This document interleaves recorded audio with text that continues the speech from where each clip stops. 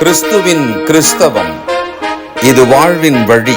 Christianity of Christ. This is the way of life.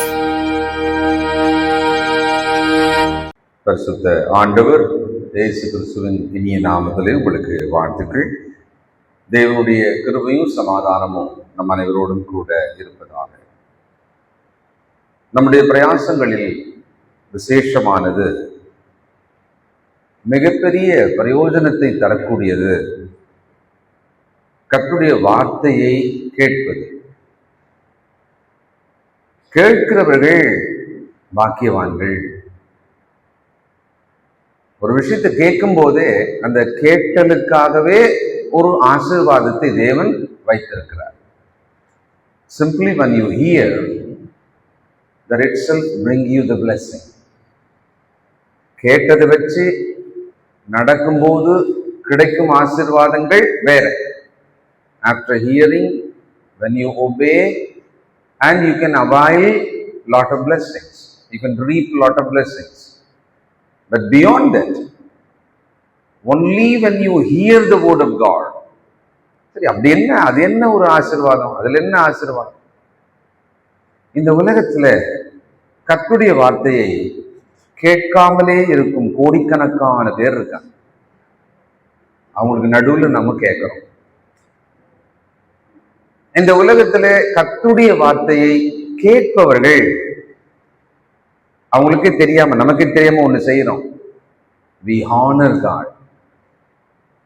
ஒருத்தர் பேசுறாங்க, நம்ம காது கொடுத்து அமைதியா அவங்க முகத்தை பார்த்து கண்களை பார்த்து கேட்கிறோம்னு வச்சுக்கோங்களேன். இப்போ அதை கற்பனை பண்ணிக்கங்க. அப்படியே இன்னொன்னு, ஒருத்தர் நம்ம கிட்ட பேசுறாங்க, நம்ம அவங்க முகத்தை பார்க்கல, அவங்க கண்ணையும் பார்க்கல, அப்படியே வானத்தை பார்க்கிறோம், திரும்பி பார்க்கிறோம், குனிறோம், எழுந்திருக்கிறோம். அப்போ இது ரெண்டுத்துக்கும், ரெண்டு காட்சிக்குமான வித்தியாசம் என்ன? ஒண்ணு, முதல்ல சொன்னது அவர்கள் சொல்வதை கேட்கிறோம்ன்றது மட்டுமல்ல, அது வழியாக அவர்களை கனம் பண்ணுகிறோம். இரண்டாவது, அவங்க சொல்றதை கேட்கிற மாதிரி தெரியுதே தவிர நாம் அவர்களை கனம் பண்ணவில்லை. அதனால கர்த்தருடைய வார்த்தையை தொடர்ந்து கேட்டுக்கொண்டே இருங்கள். அது ஒரு ஆசீர்வாதத்தை அடிப்படையாக நம்முடைய வாழ்க்கையில கொண்டு வரும். இன்றைக்கு அப்போஸ்தலர் நடபடிகள் 20ஆம் அதிகாரம் 6வது வசனத்திலிருந்து கவனிக்க போகிறோம். 7லிருந்து கவனிக்கலாம். 7. வாரத்தில் முதல் நாளிலே அப்பம் விற்கும்படி சீஷர்கள் கூடி வந்திருக்கையில் பவுல் மறுநாளிலே புறப்பட வேண்டும் என்றிருந்து அவர்களுடனே சம்பாஷித்து நடுராத்திரி மட்டும் பிரசங்கித்தான். வாரத்தின் முதல் நாளிலே அப்பம் விற்கும்படி கூடி வந்திருக்கையில், வாரத்தின் முதல் நாளிலே. இந்த வாரத்தின் முதல் நாள் ஏன் விசேஷமாக கிறிஸ்தவர்கள் கூடும்படியான ஒரு நாளாக உருவானது? ஏன்னா அது வரைக்கும் 1500 வருஷ காலம் யெகோவா தேவனை தொழுது கொண்டு வந்த எபிரேய மக்கள், இஸ்ரவேல் மக்கள், யூதர்கள் சனிக்கிழமை அந்த ஓய்வு நாளை தான் அவர்கள் அனுசரிக்கும் வழக்கம். 1500 வருஷம், எத்தனை ஜெனரேஷன் போயிருக்கும் பாருங்க. ரத்தத்திலே ஊறி இருக்கும். 7ஆம் நாளை, ஓய்வு நாளை, அது என்னன்னா ஒரு படைப்பின் ஓய்வு நாள். After the creation, the day of rest. ஒரு படைப்போட தொடர்புடையது அந்த ஓய்வு நாள்.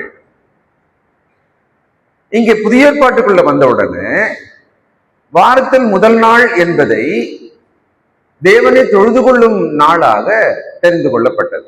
அது ஏன் அப்படி வந்தது?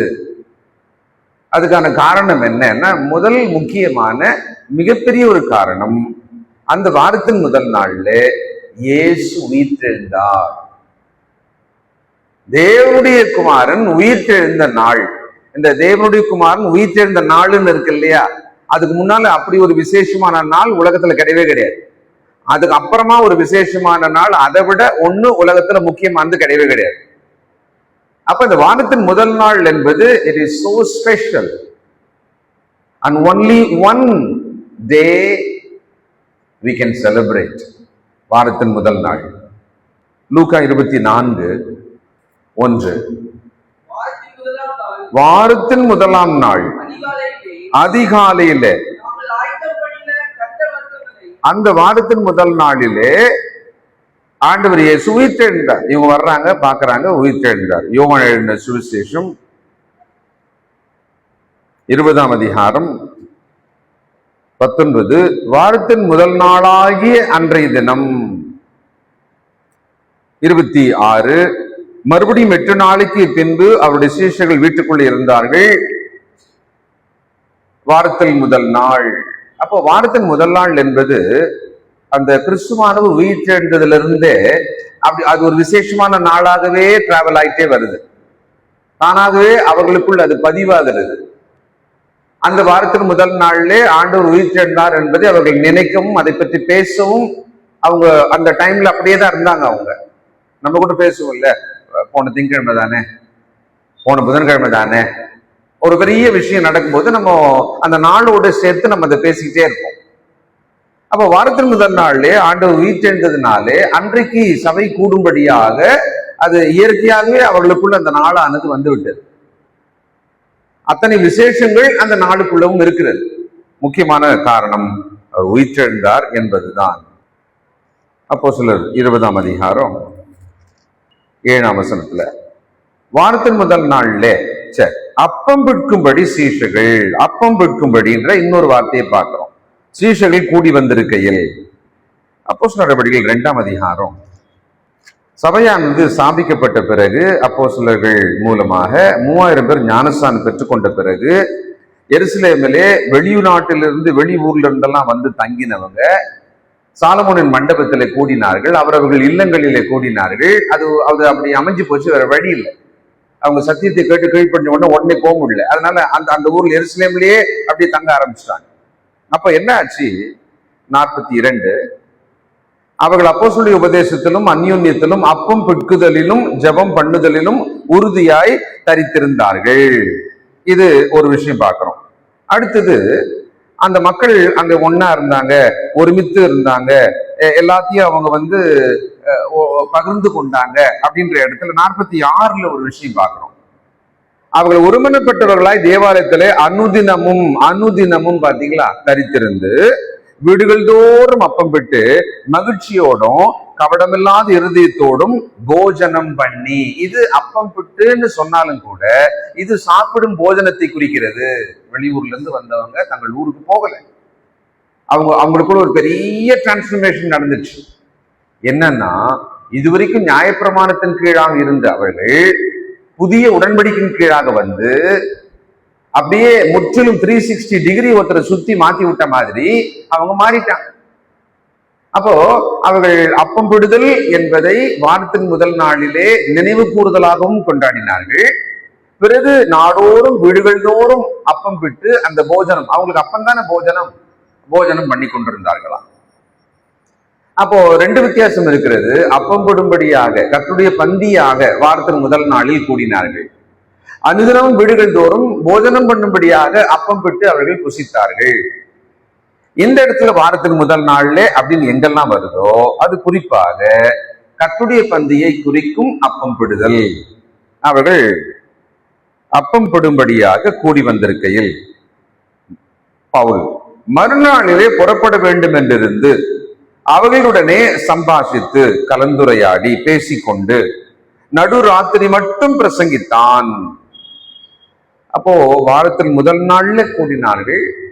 இங்க பார்த்தா சூழ்நிலை நல்லா கவனிச்சா மாலையில் கூடினதாக தெரிகிறதா. அந்த காலத்துல எல்லாம் அந்த வாரத்தின் முதல் நாள் ஓய்வு நாள் தானே, வேலை செய்ய மாட்டாங்க. வாரத்தின் முதல் நாள் அவங்களுக்கு வேலை நாள் தான். அந்த ஓய்வு நாள் என்பதுதான் இன்னைக்கும் அங்க இருக்கு. அதாவது அந்த முதல் நூற்றாண்டுல அவங்க ஓய்வு நாளுன்றத ஷட் டவுன் பண்ணுவாங்க. எல்லா முதலாளிங்க யாரும் யூதர்கள் தானே, எருசலேம்ல முக்கியமா வேலை எல்லாம் செய்ய மாட்டாங்க இல்லையா. வாரத்தின் முதல் இவங்க வேலைக்கு போகணும். இப்ப இன்னைக்கு கூட பாத்தீங்கன்னா கிழக்கத்திய நாடுகள், மிடில் ஈஸ்ட் சொல்றோம் இல்லையா, அது மாதிரி துபாய் போன்ற நாடுகள்ல எல்லாம் கிறிஸ்தவர்கள் இங்க இருந்து அங்க போயிட்டாங்கன்னா அவங்க வெள்ளிக்கிழமை லீவ் அவங்களுக்கு. ஆனா ஞாயிற்றுக்கிழமை வேலைக்கு போய் ஆகணும் கண்டிப்பா. அதனாலலாம் அங்க என்ன பண்ணுவாங்களாம் கிறிஸ்துவ சகோதரர்கள், அந்த ஞாயிற்றுக்கிழமை ஒண்ணு விடைகாலம் வேலைக்கு போறதுக்கு முன்னால கர்த்தருடைய பந்திக்காக கூடுவாங்களாம். அப்படி இல்லைன்னா வேலையெல்லாம் முடிச்சுட்டு இரவு கூடுவாங்களாம். இன்னைக்கும் நடக்கிறது. அப்ப இங்க ஒரு விஷயம் நமக்கு தெரியுது, வாரத்து முதல் நாள் அவங்களுடைய வேலை நாள் அன்னைக்கு. ஞாயிற்றுக்கிழமை விடுமுறை நாள் என்பது ரொம்ப காலத்துக்கு அப்புறமா தான் ஒரு வழக்கத்துல வந்தது. ஆனா அன்னைக்கு வாரத்தின் முதல் நாள் அவர்கள் வேலை நாள், மாலையிலே அவர்கள் கூடியிருக்கிறாங்க, அப்பம் பெட்டும்படியாக கூடியிருக்கிறாங்க. இன்னைக்கும் வேலை நிமித்தமாக சபை கூடுவதிலே மாற்றம் செய்து கொள்வது என்பது நம்ம தலைமுறைக்கு இன்னைக்கும் இருக்கு. சென்னையில குறிப்பாக நான் தெரிஞ்ச ஒரு மாற்றம் என்னன்னு சொல்றேன். காலையில விடிய காலம் பணி செய்கிற அநேக மக்கள் இருக்கிற ஒரு ஒரு ஒரு ஒரு குரூப் ஆஃப் பீப்புள், குறிப்பாக நம்ம மாநகராட்சி மற்றும் ரயில்வே இந்த மாதிரி எல்லாம் வேலை செய்யறவங்க இருக்காங்க. அவங்க 11 மணிக்கு கூடி வருவாங்க. ஏன்னா அவங்க விடியகாலம் போயிடுவாங்க. அவங்களுடைய டைம் அந்த 11 o'clock அல்லது 10 o'clock முடியும்ன்ற மாதிரி வச்சுக்குவோமே. அப்போ லேட்டா தான், சில நேரங்கள்ல மாலையில மட்டும் கூடுவாங்க. அப்போ இங்க வாரத்தின் முதல் நாளில் அவர்கள் கூடுவது என்பது மாலையிலே அவர்கள் கூடியிருப்பதாக ஒரு வரலாற்றில் சூழ்நிலைப்படியான ஒரு குறிப்பு இருக்கிறது. அப்போ அவர் என்ன பண்ணிருக்கிறாருன்னா, அப்பம் பெட்டு எல்லாம் முடிஞ்சு பிரசங்கம் வசனத்தை கேட்கணும் இல்லையா, அவர் பேசுறாரு. அங்கிருந்து அவர் டிராவல் போயிட போறார், அங்கிருந்து போயிட போறார். அதனால பேசிக்கிட்டே இருக்கிறார், நடுராத்திரி மட்டும் பேசிக்கிட்டே இருக்கிறார். ஒரு அந்த இடத்தை விட்டு அவர் போறார். அதனால அவர் ரொம்ப பேசிட்டே இருக்கிறார். நடுராத்திரி மட்டும் பிரசங்கித்தான், அவர் பேசிக்கிட்டே இருக்கிறாரு. டிஸ்கஷன் மாதிரி நடக்குது. அப்புறம் கீழே வார்த்தை முடியும் போது பிரசங்கித்தான் அப்படின்னு முடியுது. ரொம்ப உற்சாகமான ஒரு ஆவியுடைய ஒரு ஊழியக்காரன் அப்போஸ்தலனாகிய பவுல். ஜனங்களுக்கு முன்னாலே கர்த்தருடைய வார்த்தையை சொல்வதில் அதிக ஆவலோடு கூட அதை செய்யக்கூடிய ஒரு ஊழியக்காரன். அங்கிருந்து அவர் புறப்பட்டு இன்னொரு இடம் போயிடுறதுனால அன்னைக்கு அந்த நேரத்தை, வாய்ப்பை அவர் பயன்படுத்தி கொள்ளுகிறார். அவர் பிரசங்கித்துக் கொண்டே இருக்கிறார், நடுராத்திரி மட்டும். 8ஆம் வசனம். அவர்கள் கூடியிருந்த மேல் வீட்டிலே அநேக விளக்குகள் வைத்திருந்தது.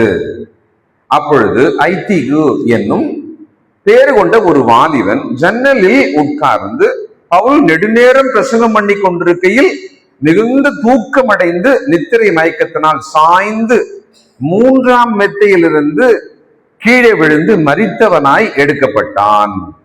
ஐத்திகு அப்படின்னா அதிர்ஷ்டக்காரன், லக்கி மேன் அப்படின்னு சொல்றாங்களே, அதான் அவனுடைய அர்த்தம். அவனுக்கு அன்னைக்கு லக்கு இல்லை.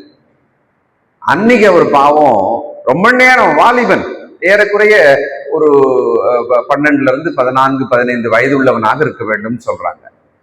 ஜன்னல் அருகே, இப்ப நல்லா பாத்தீங்கன்னா முதல் குறிப்பு ஒண்ணு பார்த்தோம், கவனிச்சிங்களா? நடுராத்திரி மட்டும் ஒரு பிரசங்கம் பண்றாரு, 3வது மாடி உட்கார்ந்து இருக்கிறது,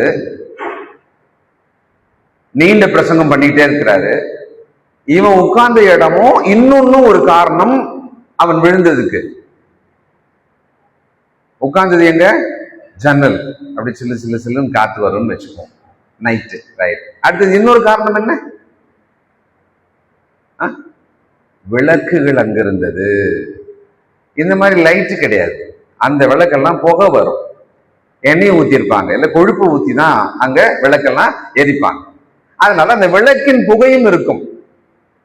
நீங்க, எனக்கெல்லாம் ஞாபகம் இருக்கு, விளக்குல ஊழ்ந்திருக்கும் நான். அந்த மாதிரிலாம் ஒரு நடுவில் ஒரு விளக்கு வச்சுட்டு ஜெபம் பண்ணும், அப்படி முட்டியெல்லாம் போடுவோம் இல்லையா, அந்த விளக்கோட புகையெல்லாம் வந்துகிட்டே இருக்கும். அப்பா கொஞ்ச நேரம் ஜெபம் பண்ணே இருந்தான்னு வச்சுக்குவோமே, இந்த புகை உள்ள போதா அதை சுவாசிச்சுட்டே இருப்போம் இல்ல, ஒரு விதமான, நமக்கு ஏற்கனவே கொஞ்சம் தூக்கம் இருக்கும், அதுல மயங்கி, அதாவது செமிலி மேல உழுந்ததெல்லாம் உண்டு சின்ன வயசுலதான். அப்போ அந்த விளக்குகள் ஒண்ணு காரணம், 3வது மாடியில காற்று ஒரு காரணம், ஜன்னல் அருகே இவன் வேற வந்து ஒரு கொஞ்சம் ஜன்னல் பக்கத்துல பேர் போய் உட்காந்துட்டான் இல்லையா. அப்போ அதனால, அந்த காரணத்தினால நமக்கு நல்லா தெரியுது, அவன் நிச்சயமாக ஒரு தூக்கம் வந்திருக்கிறதுக்கான வாய்ப்பு அதிகம். ஆனா இந்த பிரசங்கம் அதுல நீண்ட நேரம் ஒரு பாயிண்ட். அப்போ ஒரு பிரசங்கியார் வந்து அவருக்கு ஒரு நாலேஜ் வேணும் அப்படின்னு சொன்னா, முதல்ல என்ன டைம்ல எப்படிப்பட்ட மக்கள் மத்தியில எவ்வளவு நேரம் பேசணும்ன்ற நாலேஜ் இருக்கும். வாய்ப்பு தான் அப்படின்றதுனால சூழ்நிலையும் அந்த நேரம் காலம் பார்க்காம பிரசங்கிக்க கூடாது. ஐயா கிட்ட பிரசங்கத்தை கற்றுக்கொண்டதுல நான் கற்றுக்கொண்ட முக்கியமான விஷயம் நேரம். ஆனா நிறைய இடங்கள்ல அந்த மாதிரி அவங்க கத்துக்கல. அவங்க ரொம்ப நேரம் பிரசங்கம் பண்ணுவாங்க. அதுல அவனுக்கு தூக்கம் வந்தது. நியாயமான காரணம் இங்க நமக்கு தெரியுது. ஆனா அநியாயத்துக்கு தூங்குறதுன்றது ரொம்ப நல்லது அல்ல. காலையில தொழுகையிலேயே ஒரு தூக்கம் வருதுன்னே வச்சுக்கோமே. தூக்கம் வந்து அது பக்கத்துல பின்னால இருக்கிறவங்களுக்கு எல்லாமே பாக்குற அளவுக்குலாம் இருந்ததுன்னா, உடம்பு சரியில்லைன்னா எல்லாருமே நம்ம ஒண்ணும் பண்ண போறது இல்லை, நம்ம ஒத்துக்கலாம். ஆனா வழக்கமாவே அப்படி வந்தா தூங்குறதுன்றது ஒண்ணு இருக்கு இல்லையா, அது ரொம்ப கஷ்டம். நம்ம அதை மாத்திக்கணும். ஏன்னா அது மற்றவங்களுக்கு இடர்லாகவும் ஆயிடும். நம்ம அதுல நம்முடைய ஒரு கவனம், நமக்கான ஒரு ஜாக்கிரதை ரொம்ப தேவைப்படுது. இந்த இடத்துல காரணங்கள் அந்த விளக்கின் புகை, ஜன்னல் ஓரம் காற்று, இதெல்லாமே காரணமாக. இன்னொன்னு சின்ன பையன், அவருக்கு நிச்சயமா அந்த இடத்துல தூக்கம் வந்திருக்கலாம். இப்போ கடைசி வரி என்ன முடியுது? மரித்தவனாய் எடுக்கப்பட்டான். அப்ப பாருங்க, அந்த 3வது மாடியிலிருந்து கீழே விழுந்தவன் மரித்தவனாக எடுக்கப்பட்டான். உயிர் ஒட்டிட்டு இருந்தது அப்படிலாம் கிடையாது. லூக்கா எழுதுறவர் அவர் மருத்துவர். அவர் ஒரு ஸ்டேட்மெண்ட் கொடுக்குறாருன்னு சொன்னா கரெக்டா தான் கொடுப்பார். அதுவும் ஆவியானுடைய வார்த்தையினால நம்ம அதை கண்டிப்பா அவன் செத்து விட்டான்னு தான் எடுத்துக்கணும். அப்போ அந்த மரித்தவனாக எடுக்கப்பட்ட உடனே அந்த இடத்துல 10ஆம் வசனம் பாருங்க. உடனே பவுல் இறங்கி போய் அவன் மேல் விழுந்து அவனை அணைத்துக் கொண்டு, கலங்காதிருங்கள், இவன் உயிர் இவனுக்குள் இருக்கிறது என்றான். எலிசாவின் காலத்துல கூட பிள்ளையை உயிரோடு எழுப்பின சம்பவம் உண்டு. அங்க கூட நீங்க பாத்தீங்கன்னா அவன் மேல் விழுந்து ஜெபம் பண்ணி அந்த குழந்தையை எழுப்பினதாக நாம் பழைய ஏற்பாட்டுல பார்க்கிறோம். அப்ப இங்கேயும் அவர் அப்படிதான் பண்றாரு. அவனுக்குள்ளே உயிர் இருக்கிறது. பின்பு ஏறி போய் அப்பம் பிட்டு புசித்து விடியற் காலம் மட்டும் வெகு நேரம் பேசி கொண்டிருந்து பின்பு புறப்பட்டான். அவனை உயிரோடு எழுப்பி போயிட்டாரு. அப்பம் பிட்டு அப்படின்னா இந்த இடத்துல என்ன, அந்த இரவை கடந்துட்ட பிறகு மறுநாள் ஆயிடும், விடியற்காலம் ஆயிடுமா. அந்த மார்னிங் ஃபுட் அதை சாப்பிட்டுட்டு கூட அவர் என்ன பண்ணலாம், பயணத்துக்காக புறப்பட்டிருக்கலாம். அந்த வாலிபனை அவர்கள் உயிருள்ளவனாக கூட்டிக் கொண்டு வந்து மிகுந்த ஆறுதல் அடைந்தார்கள். ஒரு முதல் நூற்றாண்டு சபை, அந்த சபையாக அவர்கள் கூடி வந்த ஒரு விதத்தை நம்ம இங்க பார்க்கிறோம். 3வது மாடியிலே கூடினார்கள். இன்னைக்கு கூட நீங்க பாத்தீங்கன்னா மாடியில தான் நிறைய கிறிஸ்டியன் சபை சகோதரர்கள் கூடுவாங்க. என்னன்னா ஒரு வாடகை கம்மியா இருக்கும். அங்க இவங்களா ஒரு ஷெட்டை போட்டு டெம்பரவரியா இருந்துட்டு அப்புறம் தேவைன்னா அவங்க போயிடுவாங்க. எக்கனாமிக்கலா ஒரு ஒரு குறைவான விலைக்கு நம்ம கிடைக்கும்னா மாடி தான். நிறைய இடங்கள் தமிழ்நாட்டுல பல இடங்கள்ல மாடியில கூடுவாங்க. அன்னைக்கும் கூட அவர்கள் சபை கூடுவதற்கான ஒரு இடம் 3வது மாடி. கீழே இருந்தா கன்வீனியன்டா இருக்கும். இப்ப நம்ம கீழே அப்படி வந்துடணும் டக்குன்னு இல்லையா. மாடியில போது கன்வீனியன்ட் ரொம்ப கஷ்டம்தான். அதுல அவர்கள் பொருளாதார ரீதியாகவும் 3வது மாடியில போய் அங்க கூடியிருக்கிறாங்க. அப்போஸ்தலனாகிய பவுல் அங்கே அவர்களோடு கூட பேசினார். நாம கர்த்தருடைய வார்த்தையில எவ்வளவு கவனமா இருக்கிறோம், கர்த்தருடைய பந்தியில எவ்வளவு கவனமா இருக்கிறோம், நம்முடைய ஐக்கியத்துல எவ்வளவு கவனமா இருக்கிறோம். ஒரு பொறுப்பான ஒரு பிரசங்கியாராகவும் கர்த்தருடைய வார்த்தையை வைராக்கியமாக பேசின ஒரு பிரசங்கியாராகவும் அப்போஸ்தலனாகிய பவுலை நாம் பார்க்கிறோம். பயணித்துக் கொண்டே இருக்கிற டிராவல் தான். நீங்க அதுக்கு முன்னால 6ஆம் வசனம் பாருங்க. புளிப்பில்லாத அப்ப பண்டிகை நாட்களுக்கு பின்பு நாங்கள் கப்பல் ஏறி பிலிப்பி பட்டணத்தை விட்டு 5 நாளைக்குள்ளே துரோவா பட்டணத்துக்கு அவர்களிடத்தில் அங்கே 7 நாள் தங்கியிருந்தோம். இப்படி டிராவல்லே இருக்கிறார். அவர் கர்த்தருடைய வார்த்தையை அங்க போதித்திருக்கிறார், அவர்களோடு பிரசங்கித்திருக்கிறார், அப்பம் பெற்றிருக்கிறார். பிறகு அப்பத்தை புசித்து அங்கிருந்து அவர் பயணம் சென்று இருக்கிறார். இப்ப நம்ம கவனிக்க வேண்டியது, எழுதுறவங்க எழுதிக்கங்க, வாரத்தில் முதல் நாள் கீழே கர்த்தருடைய நாள், கீழே கர்த்தருடைய மக்கள், அதுக்கு கீழே கர்த்தருடைய பந்தி, அதுக்கு அடுத்து கர்த்தருடைய செய்தி. கர்த்தருடைய நாள் நம்ம கூட சொல்றோம், கர்த்தருடைய மக்கள் நம்மளும் சொல்றோம், கர்த்தருடைய பந்தி நம்ம அதை சொல்றோம், கர்த்தருடைய செய்தி அதை சொல்றோம். இந்த இடத்துல ஸ்பெஷலா அங்க கர்த்தருடைய வல்லமை வெளிப்பட்டது. இப்போ நாம கூட கர்த்தருடைய வார்த்தையை கேட்கும் போது நம்முடைய ஆத்மாவுக்கு கர்த்தருடைய வல்லமை நமக்கு வெளிப்படுகிறது, நாம் உணர்கிறோம். கர்த்தருடைய வசனம் நம்மை சந்திக்கிறது. சில நேரம் ரொம்ப வேதனையா ரொம்ப சோர்வா வரும் பொழுது நாம் ஆவியில உற்சாகம் அடைகிறோம், உயிர்ப்பிக்கப்படுகிறோம். அன்னைக்கு அந்த ஐத்திகுன்ற வாலிபன் செத்தவனாக விழுந்தான், உயிரோடு எழுப்பினார். அது பிசிக்கலா பார்க்கிறோம். பல நேரங்கள்ல தொய்ந்து போய் வந்திருப்போம், ஆத்மாவில ரொம்ப பலவீனமா வந்திருப்போம், மாம்சத்துல பலவீனமா வந்திருப்போம். அங்கெல்லாம் கர்த்தருடைய வார்த்தை வல்லமையாக நம்மை உயிர்ப்பிக்கிற வேலையை செய்கிறது.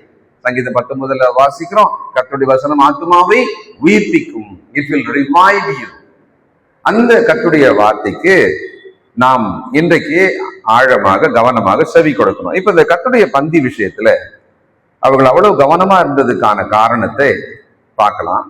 1 கொரிந்தியர் 10ஆம் அதிகாரம் 21வது வசனம்.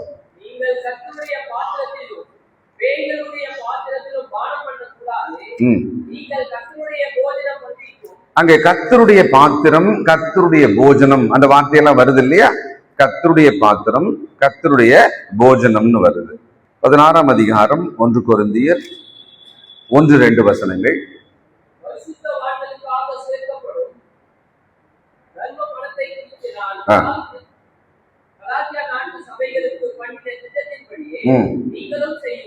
நான் வந்திருக்கும் போது பணம் சேர்க்கல் இராதபடிக்கு உங்களில் அவனவன் வாரத்தின் முதல் நாள் தோறும் தன் வரவுக்கு தக்கதாக எதையாகலும் தன்னிடத்துல சேர்த்து வைக்க கடவன். அப்ப அந்த வாரத்தின் முதல் நாள் என்பது அங்கே கிறிஸ்தவர்களின் நடுவிலே பதிவு செய்யப்படுகிறது. அவர்கள் கூடும்படியாக, ஐக்கியம் கொள்ளும்படியாக, கர்த்தருடைய பந்தியில பங்கு கொண்டு நினைவு கூறும்படியாக, கர்த்தருடைய வார்த்தையை கேட்கும்படியாக, இது எல்லாமே அங்கிருந்து அப்படியே அந்த வாரத்து முதல் நாள் என்பது வந்துகிட்டே தான் இருக்குது. இந்த தூக்கம் என்பதை பற்றி சில எச்சரிப்பை வசனம் நமக்கு சொல்லுகிறது. ரோமர் 13ஆம் அதிகாரம் 11வது வசனம். நித்திரையை விட்டு எழுந்திருக்கத்தக்க வேலையாயிற்று என்று நாம் காலத்தை அறிந்தவர்களாய் இப்படி நடக்க வேண்டும். நாம் விசுவாசிகள் ஆன போது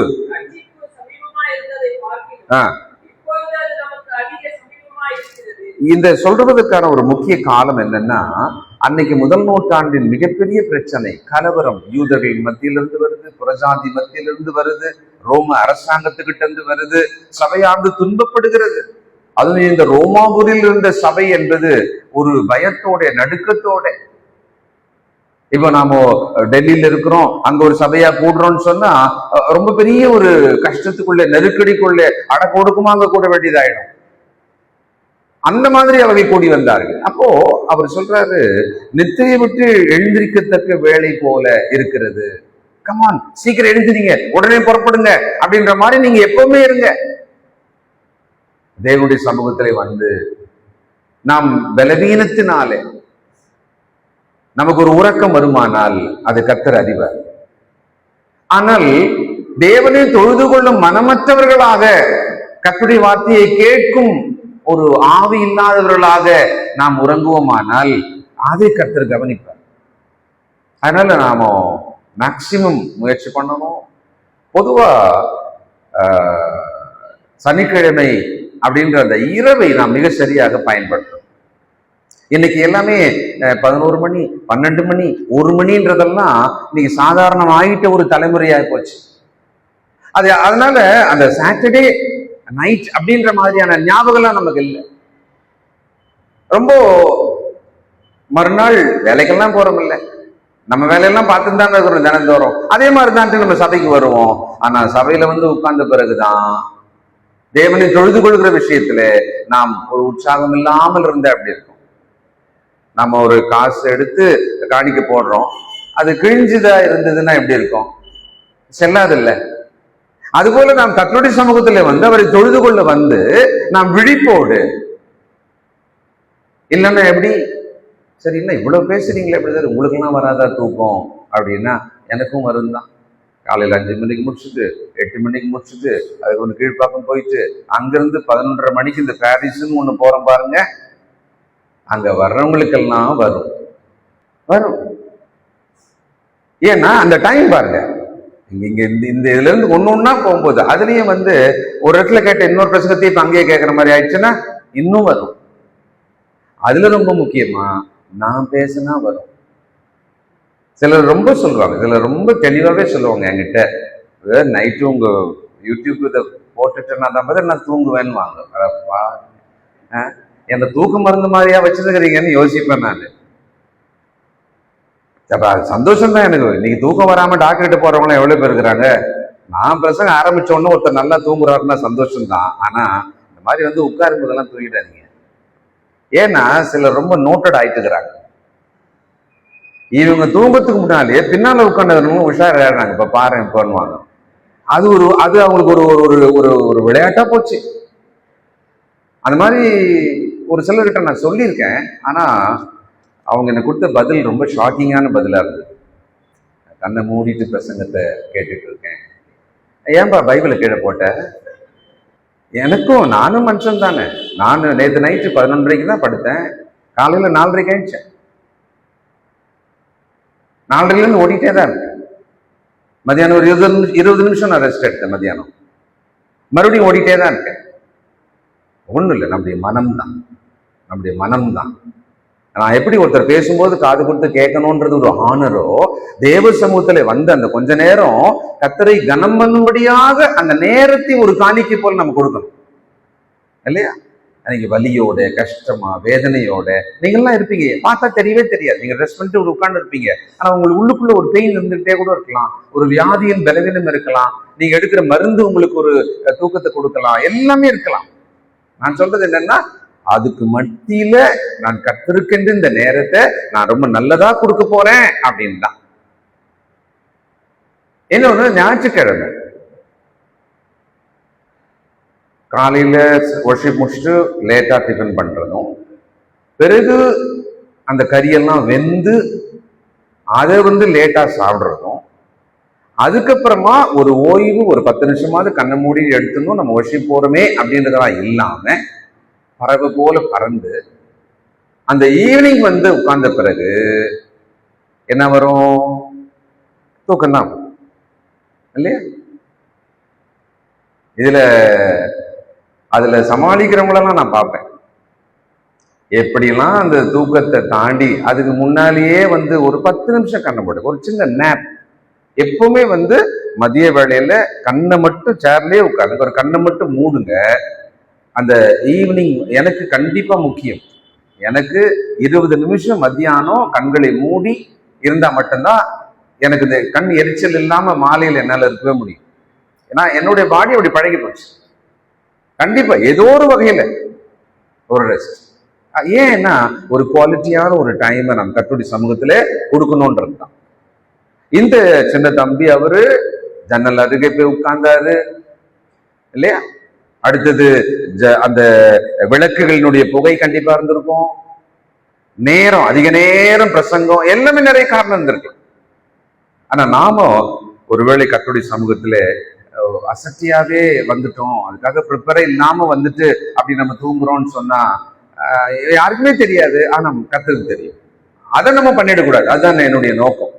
அதுல நம்ம கவனமா இருப்போம். எபேசியர் 5ஆம் அதிகாரம் 14வது வசனம். எபேசியன் 5:14. ஆதலால் தூங்குகிற நீ விழித்து, அதாவது தூங்குகிற ஒருத்தரை எந்த இடத்துல கொண்டு போய் வச்சிட்டாரு? சுடுகாட்டுல வச்சிட்டாரு. தூங்குகிற ஒருவரை, இது ஆவிக்குரிய நிலைமையை தான் சொல்றார். தூங்குகிற நீ விழித்து. இரவு உறக்கம் என்னன்னு சொல்றோம்? பாதி மரணம்ல சொல்றோம். அப்ப தூங்குகிற நீ ஆவிக்குரிய பிரகாரமாக தேவ சமூகத்துல நம்மை ஒரு உயிரோட ஒரு பலியாக ஒப்பு கொடுக்கிற ஒரு விஷயம் இருக்கு இல்லையா? அப்பொழுது நாம் நிச்சயமா தேவ சமூகத்திலே தூங்காமல் விழித்திருந்து ஒரு பக்கம். இன்னொன்னு, ஆவிக்குரிய பிரகாரமாக நாம தூங்காமல் விழித்திருந்து. தூங்குகிற நீ விழித்து மரித்தோரை விட்டு எழுந்திரு, அப்பொழுது கிறிஸ்து உன்னை பிரகாசிப்பிப்பார் என்று சொல்லி இருக்கிறார்.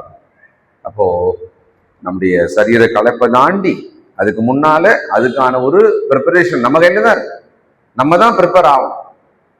பட் தேவ சமூகத்துல நம்முடைய மனம் அசட்டியா போயிடுச்சுன்னு வச்சுக்கோங்களேன், நீங்க ரொம்ப ஃப்ரெஷ்ஷாவே இருந்தா கூட நீங்க கவனிக்காமலும் கேட்காமலும் இருந்தீங்கன்னா அப்ப கண்டிப்பா ஒரு உறக்கம் நமக்கு வந்துடும். ஏன்னா we are not interested. அப்போ ஒண்ணு வரும். அது உங்க உடல் களைப்பு அல்ல, அது மனதின் உறக்கம். அது தேவ சமூகத்துல வருகிறோம், நமக்கெல்லாம் வாய்ப்பு கிடைச்சிருக்கு. இப்படி வர்றதுக்கான வாய்ப்பு, விரும்பி வர முடியாம தவிக்கிறவங்க உலகத்துல கோடிக்கணக்கில் இருக்காங்க, பல தேசங்கள்ல இருக்காங்க. கன்வீனியன்ட்டா வரும். நம்மலாம் நாம் அதை நினைக்கணும். 1 தெசலோனிக்கர் 5ஆம் அதிகாரம் 6வது வசனம். ஆகையால் இங்க ரொம்ப வித்தியாசமான ஒரு வசனமா இருக்குது. மற்றவர்கள் தூங்குகிறது போல நாம் தூங்காமல் விழித்து கொண்டு தெளிந்தவர்களாய் இருக்க கடவோம். தூங்குவார்கள். இந்த 31st நைட் வந்தப்ப நான் பார்த்தேன், இந்த குழந்தைங்கள்லாம் முன்னெல்லாம் அப்படியே ஒரு 11 மணிக்கு மேல 11:30 மணிக்கெல்லாம் சுருண்டுருவானுங்க ஏறா மாதிரி. இந்த முறை நான் பாக்குறேன், கடந்த சில வருஷமா பாக்குறேன், தூங்கவே மாட்டாங்க. இப்ப வீட்டுல குழந்தைங்கலாம் சொல்றாங்க 3 மணி வரைக்கும் முடிச்சுட்டு இருக்கோம், 2 மணி வரைக்கும் முடிச்சுட்டு இருக்கோம். இந்த அப்பா அம்மா என்ன ஆவாங்க? நீங்க மறுநாள் வேலைக்கு போறதெல்லாம் என்ன ஆகும் இல்லையா?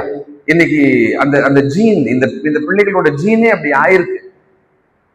அதனால நாம் கவனமா இருக்கணும். நம்ம உடலை நாம் பழக்க வைக்கலாம்.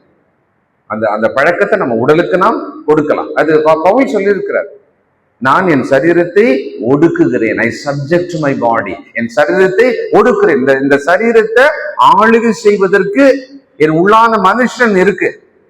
இந்த உடம்பை நான் ஆளுகை செய்யலாம். அப்படி ஒரு விஷயத்தை கடவுள் நம்ம கொடுத்திருக்கிறார். நீ எல்லாவற்றையும் ஆண்டு கொள்வாய்ன்னு சொன்னாரு. அதுல என் உடம்புல இருந்தா அது தொடங்குது. You have to rule your own body first. அவன் தான் பெஸ்ட் ரூலர். அந்த ரூலிங் நம்ம கிட்ட தான் தொடங்கணும். டிசிப்ளின் நம்ம கிட்ட தான் தொடங்கணும். அப்போ மற்றவர்கள் தூங்குவது போல தூங்காமல், தூங்குறவர்கள் இரவிலே தூங்குவார்கள். வெறி கொள்ளுகிறவர்கள், வெறி கொள்ளுதல்னா புதிய ஏற்பாட்டுல நீங்க எங்க வாசிங்கனாலும் மதுபானம் குடிப்பது அப்படின்றதுக்கு இங்க இன்னொரு பேர் என்ன? வெறி கொள்ளுதல். அதை மென்ஷன் பண்றதுதான் வெறி கொள்ளுதல் வார்த்தை இருக்கும். ராத்திரியிலே வெறி கொள்ளுவார்கள். இப்போ இன்னொரு வார்த்தை முக்கியமா சொல்றாரு பாருங்க. இப்ப பகலுக்கு உரியவர்களாகிய நாமோ தெளிந்தவர்களா இருந்து அன்பு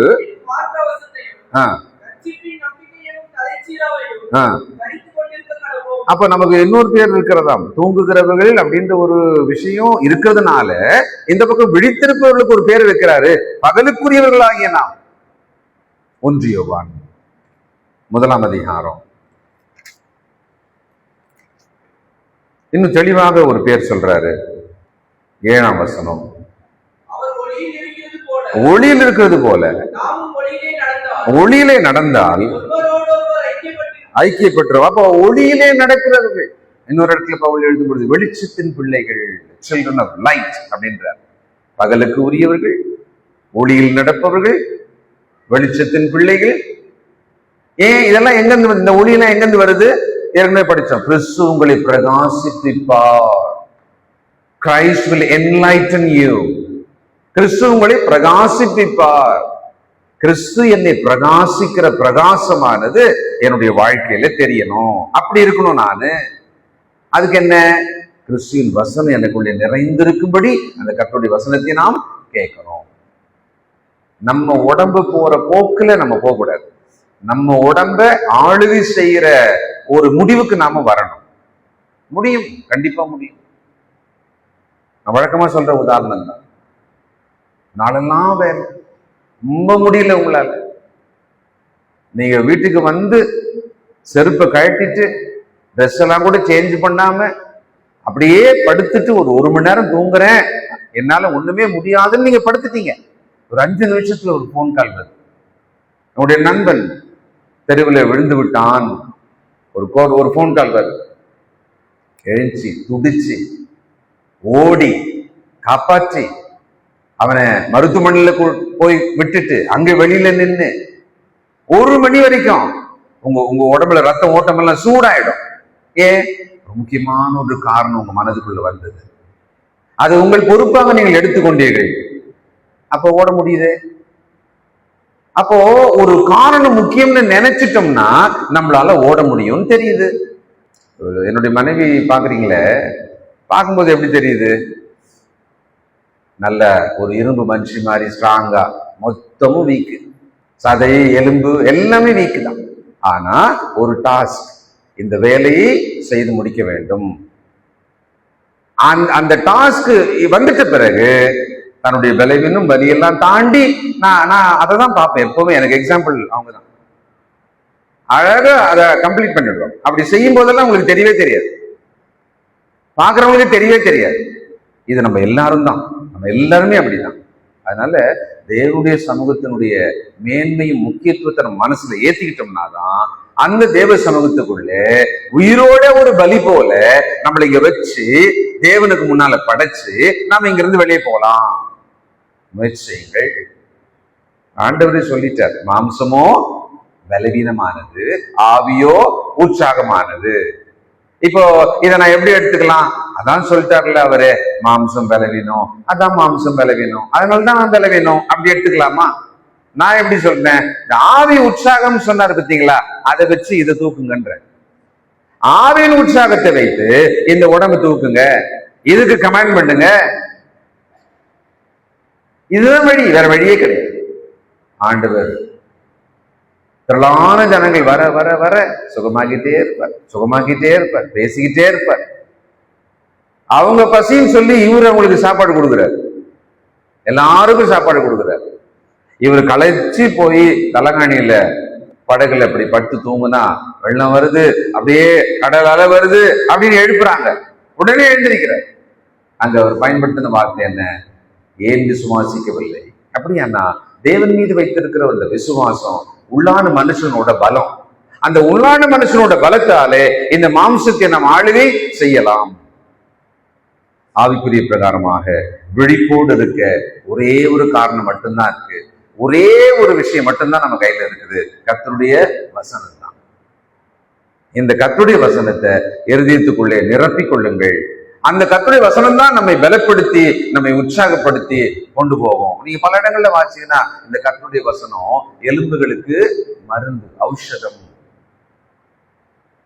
இந்த கர்த்தருடைய வசனம் எலும்புகளை புஷ்டியாக்கும். இந்த கர்த்தருடைய வசனம் நம்முடைய மாம்சத்துக்கும் நம்முடைய ஆத்மாவுக்கும் ஆகாரம், கொழுமையான பதார்த்தம் போல இந்த கர்த்தருடைய வசனம். நீங்கள் ஏற்கனவே கர்த்தருடைய வசனத்தின் மேலே ஆவலும் பயபக்தியும் இருக்கிறதுனாலதான் இப்படி வந்து கர்த்தருடைய வார்த்தைய வாரத்திலையும் வாரத்தின் நடுவிலையும் கேட்டுக்கிட்டே இருக்கீங்க. இன்னும் கூடுதலாக அதை நம்முடைய வாழ்க்கைக்குள்ள, நம்முடைய மாம்சத்துக்குள்ள, நம்முடைய உள்ளான மனுஷனுக்குள்ள கொண்டு போயிட்டு அதில் வாழ்வதாக நாம அனுபவிச்சு வாழணும். அப்போஸ்தலனாகிய பவுல் நமக்கு ஒரு பெரிய உதாரணம். அங்கே அவர்கள் தேவனுடைய வீடாக கூடினார்கள். அவர்கள் தேவனை தொழுது கொள்வதிலே முக்கியமாக இருந்தார்கள். ஒரு பயணத்துக்கு முன்னால கர்த்தருடைய பந்திய நிமித்தமாக அவர் அங்க இரவெல்லாம் பேசினார், கூடினார். தேவனுடைய சமூகத்தை தொடர்ந்து நாமோ நேசிப்போம், ஜெபம் செய்வோம். சர்வ வல்லமையும் இரக்கம் உள்ள நல்ல பிதாவே, பரிசுத்தர் பரிசுத்தர் பரிசுத்தரே, நன்றியோடுமை துதிக்கிறோம்ப்பா. இதோ இந்த நேரத்திலே உங்க சமூகத்திலே வந்து உங்களுடைய வார்த்தைகளை கேட்கும்படியாக தங்கள் மாம்சத்தை, தங்கள் ஆவியை, தங்கள் சிந்தையை படைத்த உங்களுடைய பிள்ளைகளை நீர் விசேஷமாக ஆசீர்வதி. இது ஒவ்வொருவரையும் தனித்தனியாக நீர் பாரும், கை வைத்து அவர்களை ஆசீர்வதி, கைபிடித்து அவர்களை நடத்தும், அவர்களுக்கு இறங்கும், அவர்கள் மேல் கிருபையாயிரும், தேவைகளை சந்தியும், சமாதானம் தாரும், சுகம் தாரும், வேண்டுதலுக்கு பதில் தாரும், நினைப்பதற்கும் வேண்டிக் கொள்வதற்கும் மேலாக உடைய பிள்ளைகளை விசேஷமாக ஆசீர்வதி. தேவ சமூகத்தை நேசிக்கவும், கர்த்தருடைய பிள்ளைகளை நேசிக்கவும், கர்த்தருடைய பந்தியிலே முழுமையாக பலியாக ஒப்பு கொடுக்கவும், மாம்சத்திலும் பலவீனத்தினாலே தூங்குகிறோம் என்று இல்லாமல் ஆவியிலும் தூங்காமல் விழிப்போடு இருந்து பகலின் பிள்ளைகளாக, வெளிச்சத்தின் பிள்ளைகளாக கிறிஸ்துவால் எங்களை பிரகாசிக்க பண்ணி ஒளியின் பிள்ளைகளாக எங்களை நடத்தும் ஆசீர்வாதம் ஒவ்வொருவரையும் இப்படி கரத்தில் ஒப்புக் கொடுக்கிறேன். இயேசு கிறிஸ்துவின் பரிசுத்த நாமத்தில் நன்றியோடு ஜெபிக்கிறோம் எங்கள் நல்ல பிதாவே, ஆமென்.